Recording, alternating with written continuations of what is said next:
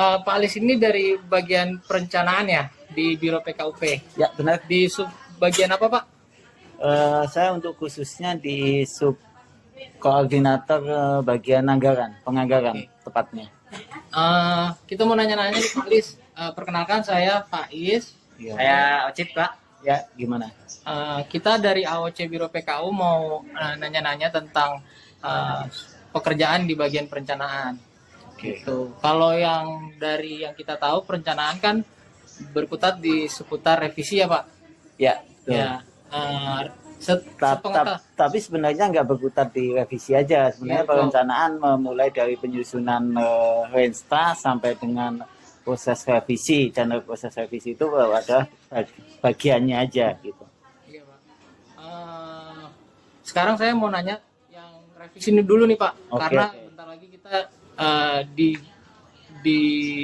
waktu mau revisi internal kan ya. Iya. Nah, sepengetahuan saya revisi ada dua ya Pak, eksternal sama internal. Boleh dijelasin Pak yang revisi internal Pak? Iya. Revisi itu memang benar, revisi ada dua, revisi eksternal dan revisi internal. Kalau revisi internal itu adalah revisi yang menjadi kewenangan KPA atau kuasa pengguna anggaran. Sedangkan untuk revisi eksternal yaitu revisi yang menjadi kewenangan Kementerian Keuangan. Dalam hal ini baik itu Kanwil di bawah DJPB ataupun DJA langsung gitu. Prosesnya seperti itu. Dibedakan menjadi dua tadi, revisi internal dan revisi eksternal. Ini sih Pak, kan ini udah sekarang ada revisi internal sama eksternal itu Pak. Ya. Untuk di kan keterkaitan dengan Sakti Pak. Untuk eksekusinya di Sakti sendiri itu gimana ya Pak? Ya, memang benar. Mulai tahun 2021 ini sebenarnya Sakti itu sudah diimplementasikan di beberapa KL.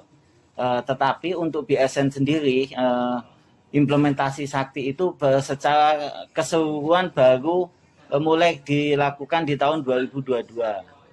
Jadi sekarang antara perencanaan dengan keuangan dalam hal pencairan anggaran ini sudah menjadi satu data. Makanya itu disebut dengan integrasi sistemnya gitu.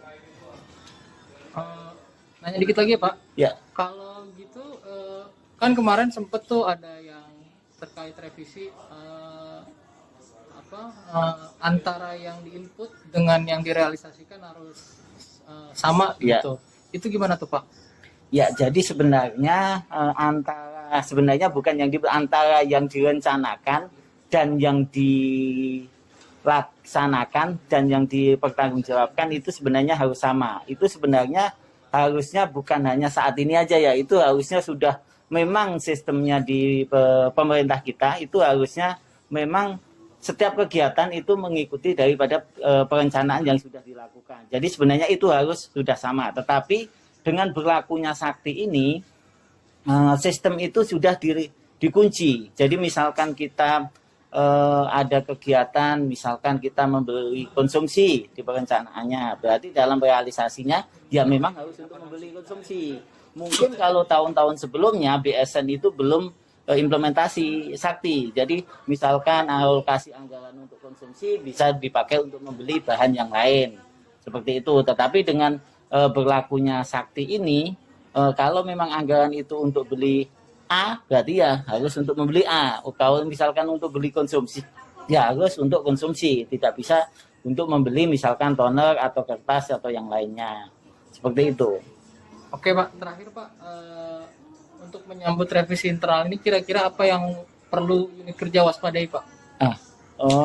Untuk implementasi Sakti dari segi keuangan sendiri, ini kan tahun pertama ya untuk BSN. Sebenarnya ketika melakukan revisi, sebaiknya unit kerja tidak perlu melakukan revisi kegiatan sampai dengan akhir tahun. Sebaiknya unit kerja itu fokus terhadap jadwal revisi yang sudah kita buat. Jadi cukup mereka melihat kapan dia revisi yang akan datang, dan yang direvisi saat ini adalah kegiatan yang akan berlangsung sampai dengan revisi yang akan datang lagi. Jadi cukup revisi 1 atau 2 bulan. Dengan begitu nanti kegiatan antara perencanaan dan pertanggungjawaban itu akan benar-benar match, dan dengan begitu tentunya hal itu akan mempermudah kita untuk mencapai output daripada masing-masing unit kerja. Oke, itu makanya kita jadi banyak ya revisinya ya dalam setahun ini. Iya, karena itu mulai diberlakukannya Sakti seperti itu. Oke. Mungkin nanti kalau secara detailnya itu nanti akan kelihatan di bagian keuangan ya, itu nanti akan lebih jelas lagi untuk detailnya. Kenapa hal itu harus benar-benar sama gitu, nggak boleh beda. Mbak Cip, cukup ya. Kita mau ke bagian keuangan dulu sekarang, Pak. Oke. Makasih waktunya, Pak Lis. Ya, sama-sama. Iya, Pak. Ya.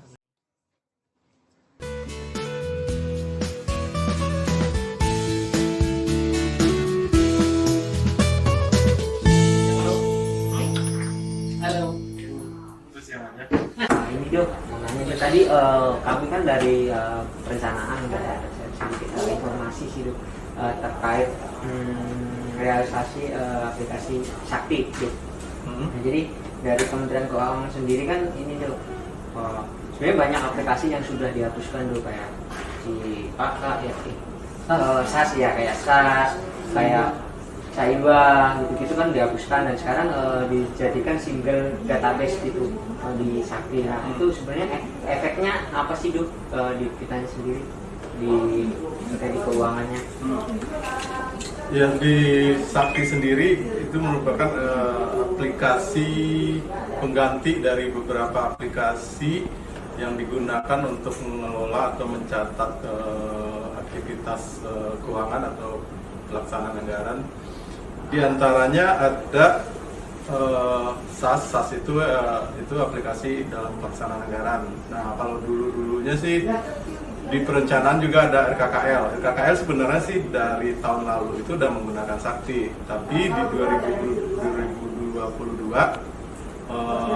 untuk pelaksanaan anggaran dalam ini yang fungsi SAS, sistem aplikasi Satker dulu untuk membuat SPT dan SPM, itu udah digabungkan juga dengan Sakti. Ada juga aplikasi Simak BNN untuk mencatat aset, termasuk juga pencatatan akuntansinya juga udah disatukan dengan Sakti yang dulunya Saiba. Jadi untuk di keuangan sendiri, di bagian keuangan itu ada dua aplikasi yang tadinya terpisah, sekarang semua sudah menyatu di Sakti. Jadi Sakti ini memang boleh dibilang ya Sakti, karena dari beberapa fungsi aplikasi itu dijadiin satu dia, mulai dari perencanaannya sampai nanti laporan keuangannya. Jadi yang pasti sumber dari entry data itu benar-benar sekali input itu untuk semua. Jadi kita memang harus benar-benar hati-hati untuk penginputan dari data ke Sakti itu sendiri gitu. Seperti itu. Gitu. Yang mau kita tanya mau udah ini. Cukup ya. Makasih ada. Itu aja. Ya. Nggak ada yang lain. Honornya nggak ada? Honornya nanti mungkin kita bicarakan di sana. Oke. Terima kasih banyak ya. Makasih ada. Ya.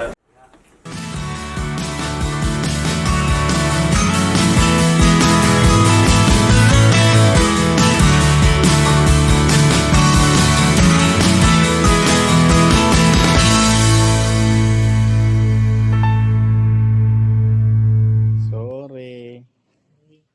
Bye. Gimana? Mas Bay, mau ngobrol-ngobrol sedikit, tanya-tanya nih. Boleh. Bagian umum. Wah. Nih Mas Bay, kemarin kan ini teman aku yang dari PPSPK tuh kesini mau benerin laptop rusak tuh. Kenapa ya ditolak? Suruh balik lagi. Oh ya, jadi memang ada beberapa hal yang sudah dituangkan di dalam SOP mengenai masalah pemeliharaan. Jika memang ada laptop, misalnya kita berbicara barang milik negara dulu ya, sarana ataupun prasarana untuk kegiatan perkantoran. Jadi ketika dia laptop, itu kan berarti IT. Ini prosedurnya adalah dia harus mendapatkan analisa dari Pusdatin. Jadi nanti dianalisa terlebih dahulu nih sama Pusdatin, kerusakannya seperti apa. Jika memang kerusakan itu masih bisa kita perbaiki sendiri, itu akan kita perbaiki. Tapi kalau ternyata oh nih kerusakannya memang harus menggunakan pihak ketiga seperti itu, nah ini yang akan kita lempar ke service center nih gitu. Makanya kami membutuhkan orang yang tepat untuk menganalisa pemeliharaan tersebut. Kayak tadi dari Pusdatin itu Pusat Data dan Informasi, memang mereka yang lebih mengerti lebih jauh mengenai masalah IT tersebut.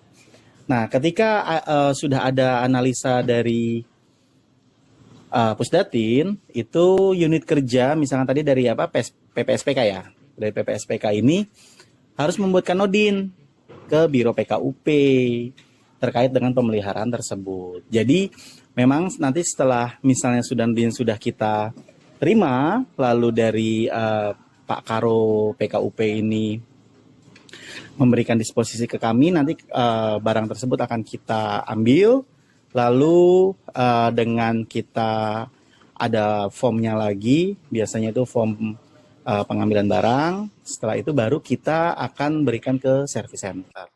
Mungkin itu sih alurnya kalau misalkan. Berarti ini ya Mas Bay, untuk nodin yang ditujukan ke PKUP itu ada berisi terkait rekomendasi dari Pusdatin. Ya, betul. Betul. Terus mungkin ini lagi Mas Bay terkait itu. Kalau untuk pembetulan kerusakan laptop atau apapun itu, apakah bisa masing-masing pegawai itu servis sendiri atau memperbaiki sendiri di tempat sendiri, terus nanti di SBC-kan di kantor, apakah itu bisa apa enggak? Nah, kalau misalkan kayak gini, misalnya nih kita mau meng-SPJ-kan pemeliharaan laptop, contohnya seperti itu. Bukannya tidak bisa, tapi ada beberapa hal yang memang harus kita ikuti prosedurnya, karena memang prosedurnya ini adalah di SOP tersebut harus ada analisa dari Pusdatin. Kecuali, ini ada pengecualian. Ternyata laptop tersebut memang harus satu-satunya harus digunakan saat itu juga atau dalam waktu dekat, dan mereka misalnya laptop tersebut adalah laptop yang memang khusus digunakan untuk coding, untuk misalnya harus apa, dia mempunyai spek khusus dan digunakan memang untuk khusus pula. Nah, ini harus sepengetahuan dari eselon 2-nya. Nah, nanti analisa-analisa seperti itu yang akan kita lakukan, lalu kita putuskan. Tapi kalau misalkan dia tiba-tiba langsung, saya betulin aja deh, nggak usah lapor, nggak usah ngikutin prosedur, nanti saya kasih kwitansinya aja. Nah, ini nantinya ini akan liar dan tidak akan terinformasi ke kita. SOP-nya jadi tidak terlaksana. Seperti itu sih. Jadi walaupun memang itu digunakan harus buru-buru, harus kasus khusus nih. Nah, ini kami pun dari bagian umum, khususnya saya dari layanan rumah tangga, itu pun saya akan berkoordinasi dengan pimpinan kami, dengan eselon 2-nya, seperti itu. Gitu sih. Intinya komunikasi dan surat ya masih harus jelas ya. Ya, harus ada analisa. Kalau IT ya, terkait dengan IT itu harus ada analisa dari Pusdatin. Lalu bernodin supaya nanti tertelusur. Betul, tertelusur. Karena memang SOP-nya seperti itu. Gitu. Gimana Cid? Ada yang masih mengganjal? Cukup ya? Cukup. Oke. Baik. Makasih Mas Bayu. Iya, sama-sama. Udah lama gak ketemu. Oke, makasih Pak Bayu. Hati-hati ya di jalan. Iya. Jangan jajan sembarangan.